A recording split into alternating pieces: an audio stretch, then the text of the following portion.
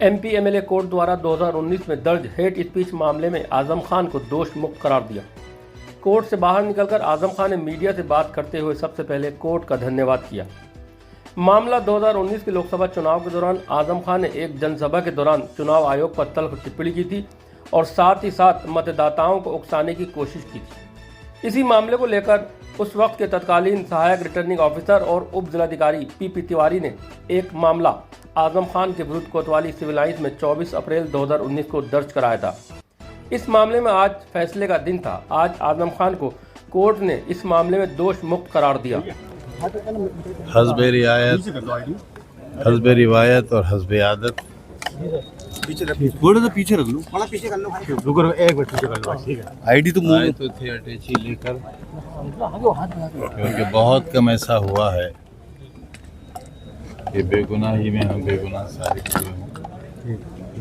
क्योंकि पुलिस ने जिस तरह से मुकदमा कायम किए और प्रशासन थोड़ा सा पीछे रख लो मेरा भाई, उनमें सच को छुपाने के लिए कोई कोर कसर उठाकर नहीं रखी है।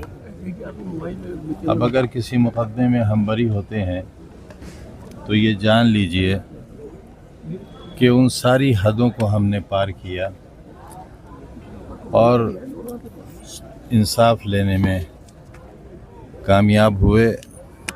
उन मुकदमात के ख़िलाफ़ जो बड़ी तैयारी से और बड़े मंसूबाबंद तरीके से हमारे ख़िलाफ़ लिखे गए।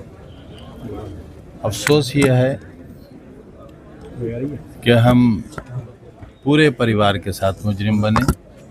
मैं, मेरी बीवी, मेरे बच्चे, मेरा भाई, मेरी मरी हुई माँ, मेरी बहनें, मेरे दोस्त अहबाब, जिनमें आज भी अजहर खान अभी तक जेल में है। ये जेल तो उन्हें जाना चाहिए, जेल तो उसे जाना चाहिए जिसने झूठी रपट कराई है, ना कि हम बेगुनाही की जेलें काट रहे हैं। 5-5 साल हम बेगुनाही की जेल काट रहे हैं। हमारी प्रोफेसर बीवी 3-3 साल, 4-4 साल, हमारा बेटा 4-4 साल एमटेक करने के बावजूद, 2-2 बार एमएलए होने के बावजूद जेलें काट रहा है। आज भी हर वक्त दिल धड़कता है कि न जाने कब फिर उसी जेल में, उसी तन्हाई में, उसी मौत के कुएं में हमें जाना है। और एक ऐसे शख्स को, एक ऐसे परिवार को जिस पर पूरी ज़िंदगी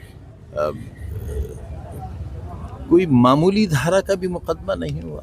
हम जानते ही नहीं थे अदालत होती क्या चीज़ है, हम जानते ही नहीं थे थाना कोतवाली होता क्या है, हम जानते ही नहीं थे रपट होती क्या है। और शायद अनजाने में होने की वजह से हमें बहुत से बेगुनाही की सज़ाएं मिल गई और हमने भुगत ली। आज भी हम जिस मुकदमे में बरी हुए हैं, बहुत शुक्रिया अदालत का, लेकिन हम वो सज़ा भी पूरी कर चुके। हम नाकर्दा गुनाहों की सज़ाएं बहुत पूरी कर चुके। हम 5 साल तकरीबन जेल में रह चुके, एक ऐसी कोठरी में रह चुके जिसमें 5 मिनट रहना भी शायद मुमकिन नहीं होगा, लेकिन हम रहे। हम दीदी से मिले इस न्याय हम कौन हैं? हमारी पूरी ज़िंदगी एक आईने की तरह है। सैकड़ों मुकदमे होने के बावजूद भी हम पर करप्शन का, बेईमानी का, कमीशन खोरी का एक भी मुकदमा नहीं है। दरअसल ये है हमारे जीवन की कमाई, ये है असल सच कि हमारा दामन आज भी बेदाग है। तो एक ऐसे व्यक्ति को जेलों में डाला गया, एक ऐसे बेगुनाह को जेलों में डाला गया, एक ऐसे परिवार को तबाह बर्बाद कर दिया गया सिर्फ राजनीतिक कारणों से। लानत है ऐसी सियासत पर, लानत है ऐसे इख्तिदार पर, लानत है ऐसे ओहदों पर जो किसी को बर्बाद करने के बाद हासिल होते हैं। हम तो ये जानते ही नहीं थे कि सरकारों का ये काम भी होता है। हम तो जानते थे हमारा काम भलाई करना है, नौकरियां दिलवाना है, गरीबों की गलियां बनवाना है, बीमारों का इलाज कराना है, पेंशन कराना है, गरीबों के लिए घर बनाना है। ये मुकदमा थाना सिविल लाइंस में 336 क्राइम नंबर पर थाना सिविल लाइंस में पंजीकृत हुआ था, जिसमें उस टाइम के सहायक returning officer mister P Tiwari द्वारा ये मुकदमा पंजीकृत किया गया। 126 सबसेक्शन 2 लोक प्रतिनिधि अधिनियम के अंतर्गत ये मुकदमा पंजीकृत हुआ। उसमें आज सबूतों के अभाव में हमें आज जो है दोष मुक्त कर दिया गया। एक्टर लोग